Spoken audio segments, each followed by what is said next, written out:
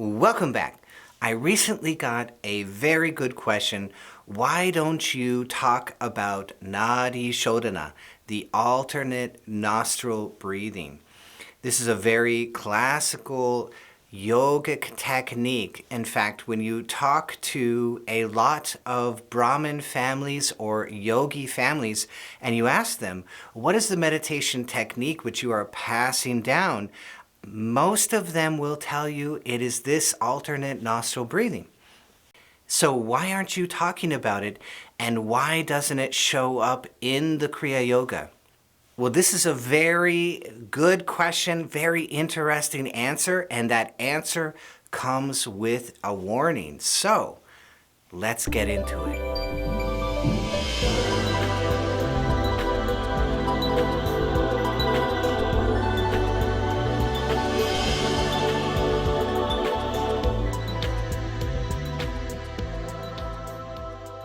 So the Nadi Shodhana, first of all, is alternate nostril breathing, and it's very, very simple. The theory behind this technique is totally correct. You have one energetic channel going primarily through the left nostril. This is the Ida. This is the calming channel, the creative channel. And then on the right, through the right nostril, you have the Pingala, which is the heating and the more energetic channel. And so if we can stimulate those two channels in an alternate fashion, alternate breathing, then we will balance our entire nervous system because of that. And so to do this technique, they will adopt a hand mudra, and they'll do it like this, or they'll do it like this, or they'll do it like this. It doesn't really matter the position of your fingers. This is not meaningful. It's just a way to contact and control your nostrils. So very simply, I'm going to breathe in through one nostril,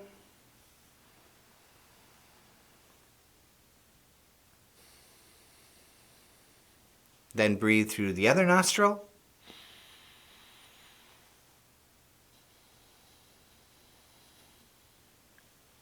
you can breathe in through one and out through the other. And you can breathe in through that one and out through the other. And when you do this, you will feel yourself come into a calm state very, very quickly. It's a wonderful technique. But the Kriya yogis have a problem with this because we are not just simply trying to enter into a somewhat balanced state.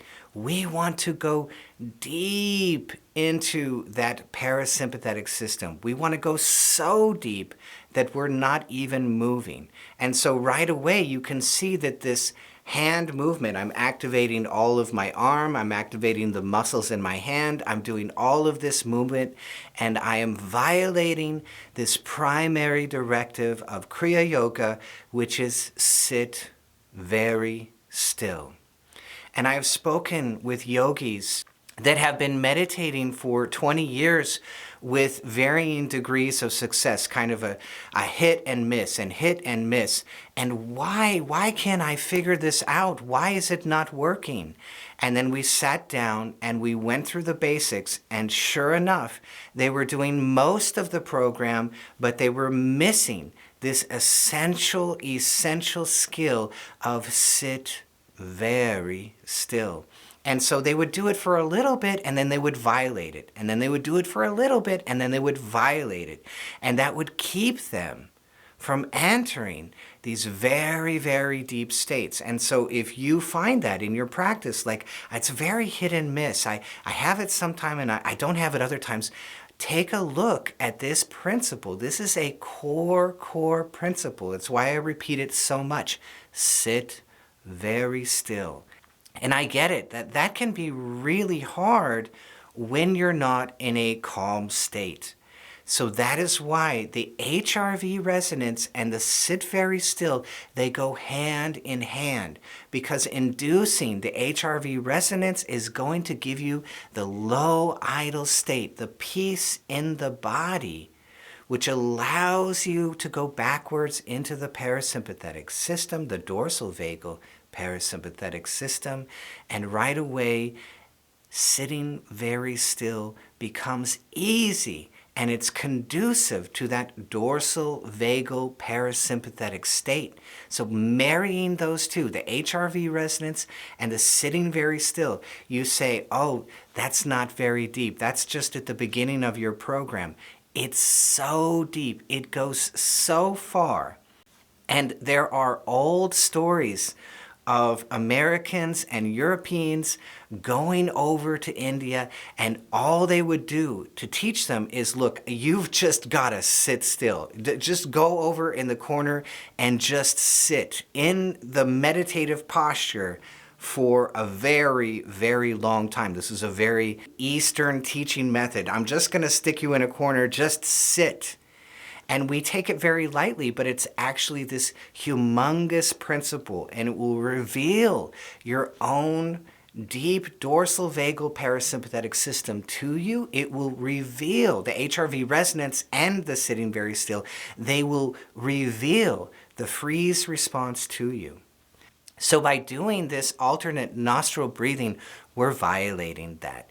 And so we know that the HRV resonance will take us to the same exact balancing of the nervous system. And we know that because the tranquil breath and the freeze response are signs that the Ida and the Pingala have become into perfect balance. And how did that happen? Through the HRV resonance. So did we have to do all of this? No, we didn't need all of that. The same states are going to come to you, and just as rapidly, if not more rapidly, and then you're going to go deeper because you're not moving around, and you can sit in the freeze response. So that's why it's not at the top of the lists of the Kriya Yogis. Now there's another reason, and that is that the Kriya Yogis are doing this technique internally. And so they learned this Khechari. They learned to bring the tongue very slowly. It takes a very long time, and that's why I don't talk about it all the time. But Khechari mudra, they bring the tongue backwards, and they stretch the bottom of the tongue. That connective tissue at the bottom of the tongue, they're always stretching that out, and they finally get the tongue into the nasal pharynx, and then the tongue comes forward right behind the nose, and the yogi will feel this very, very sharp bone. I mean, it's relatively sharp. When you touch it all of a sudden and you're not expecting something sharp, it will feel like a knife. And so they feel that nasal septum right here, and then they put the tongue on the left, and then they put the tongue very slowly back and forth on the right, and then they put this tongue on the left, much slower than what I'm talking about. And that left-right, they're stimulating the ethmoid sinuses, which are right here. And so instead of stimulating it with your breath back and forth, you're stimulating that same sinus, the ethmoid sinus. And it's just a wonderful direct route to balancing your nervous system, balancing what the yogis call the Ida and the Pingala. So we could name that the parasympathetic and the sympathetic, right? That's what those really are. And so you're balancing that nervous system. And this internal version, the movement for the Khechari yogi with the tongue is very, very small. And so it doesn't disrupt the freeze response in the rest of the body. And so that is how the Kriya Yogi is doing this technique internally. Does that blow your mind? Amazing.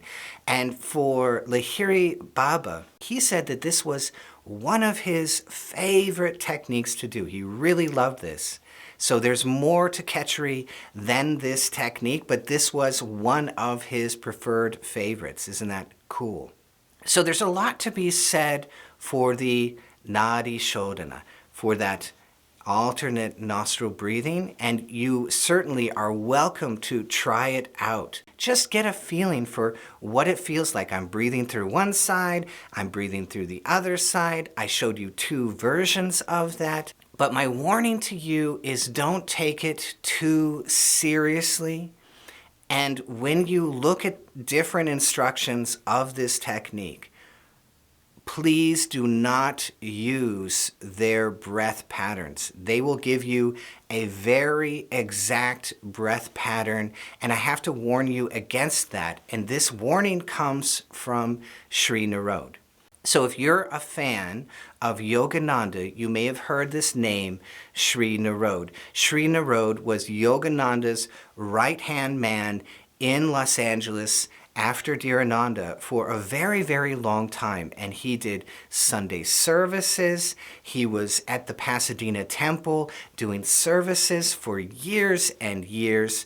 He lived on Mount Washington with his family, his wife Agnes Narod, and he had his own family tradition before he met Yogananda. In fact, he is the one that was training Madame Butterfly with breath control to improve the sound of her voice. And you may have heard of Mr. Lin, who was an oil tycoon that eventually became the first president of that organization. You may have heard of him. He as well was a student first of Sri Narod. So he was a wonderful, very, very learned yogi in his own family before he met Yogananda, and that's how he recognized some of the skills that Yogananda had. And he gave a warning about this alternate nostril breathing. And at first I wasn't sure why he was giving that warning, because I knew that Lahiri Baba was using it internally. So why is he giving this warning about alternate nostril breathing? And the thing that he said is it was way too forceful, and that there were breath patterns that yogis were doing inside of it. So if you go and look at some of the instructions that are online for this alternate nostril breathing, you'll hear some very, very strict breath patterns. You have to do it exactly this way. So I gave it to you a very easy, just feel it go back and forth. It's that simple. It's not complicated. You're just stimulating one sinus and then you're stimulating the other sinus, and that will balance you, and it will happen very quickly. It's very powerful that way. Nothing deeply complicated about it. But those old instructions, for quite a while, they were giving very, very, very exact breath patterns. And it led to unnatural states in the heart. So Sri Narod commented that this forceful way of controlling the breath, when these yogis in India were doing this over and over and over, just hundreds of times every single day, all of their lives, he said it's shortening their lives dramatically. By 20 or 30 years, he said. I believe it was 20 or 30 years that he mentioned, at least 20 years. He was really warning about this, and he said, please don't do this. It's not the alternate breathing part. It's that they were doing these exact timetables and not doing it once or 5 or 10 or 20 times, but hundreds of times over years, which was so forceful, it was changing the rhythm of their hearts and shortening their lives. So if you're going to try out the alternate nostril breathing, make sure it's very, very natural. Make sure it's very, very easy on your body. Always listen to your body.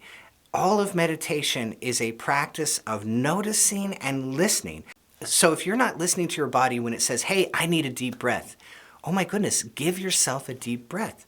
That's fine. You can be deep in the freeze response and your body will suddenly say, hey, I think I need a deep breath. Go ahead. Let your body take a deep breath. Be easy with yourself. It's a lot like stretching. You know, you don't go and, look at the teacher stretched this far, so I'm going to stretch this far. No, you're not there yet. You have to listen to your body and stretch what is appropriate for you and take it slowly and naturally. It's very, very important. You don't want to break your body along the way. The body is the tool which allows you to go deep. Why would you treat it badly?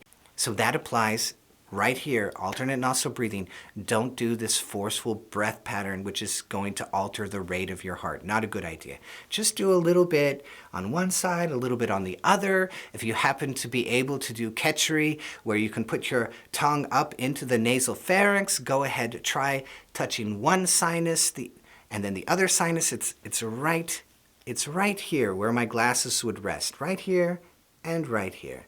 That's it. That's the ethmoid sinus. You just put it in one side, it's not that deep, and then put it in the other side, totally fun. And you'll feel some of that balancing of your nervous system. It's a wonderful feeling. But again, the Kriya Yogi, no, we just have HRV resonance, sit very still, freeze response, and we go all the way. We go past anything which is a bodily movement, you see? So great question. I hope you love this. If you did, be sure to hit that bell down below so I can see all of you next time.